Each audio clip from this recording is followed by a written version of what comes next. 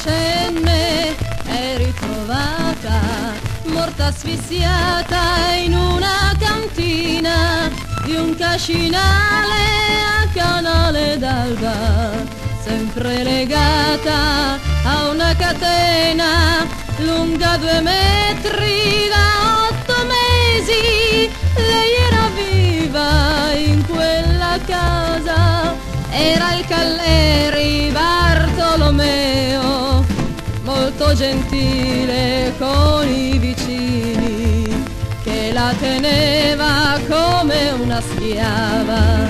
Questo Calleri, morto annegato il 5 agosto nel Po a Torino, era un bandito di professione. A 18 anni fu già in galera e poi più volte vi è ritornato, ma troppo presto fu rilasciato.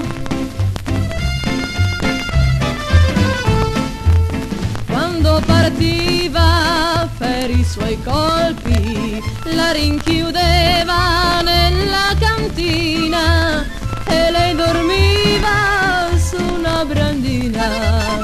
Rosso Luciano di Vezza d'Alba, complice suo dal cuore duro, sapeva tutto ma non parlava. Per poche ore la tredicenne non fu salvata da quella tomba che il bandito aveva scavato.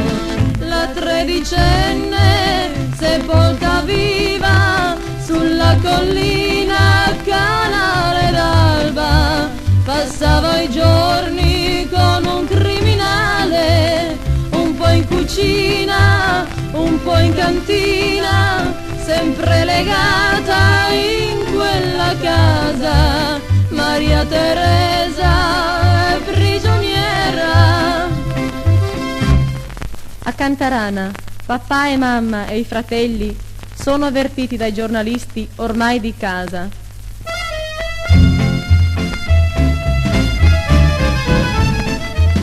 Come di pietra stanno in ascolto i familiari e nel cortile la folla muta già piange e prega. Alla sua mamma tanto malata questa notizia non ci voleva. Povera mamma che soffre al cuore, questa fanciulla ben educata è un'altra vittima del mondo del male, sempre in agguato sugli innocenti. E tutta Italia grida giustizia per la fanciulla buona innocente, unica figlia di povera gente.